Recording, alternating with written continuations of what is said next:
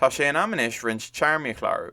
Chun tú sa chur leis an broses, clicáil ar Agartháireacht agus an sin nua chun iontrál nua a chruthú. Dean cinnte go bhfuil na teangacha chuí clártha agat ar an neathnach teangacha sa ranóg Cumrú Roimh Ré. Inis beidh tú ddíreaiste ar na tearmaí féin a chláú.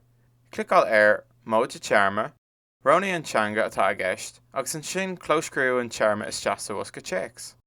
Clicáil ar an ghnapa Móide le brathnú ar na sonraí eile is féidir a chláú. Mar hampla, is féidir le péad ranna cainte nó bunteanga an tearma a chláú. Anuas ar sin is féidir lasahhaint as cló idálach nó fiú simbálaí éagsúla eile.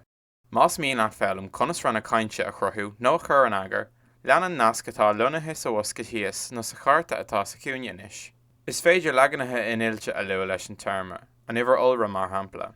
Clicáil ar Firm Inilte, ronaí cibé lipéad atá uait agus scríbhiste an legan inilte chuí.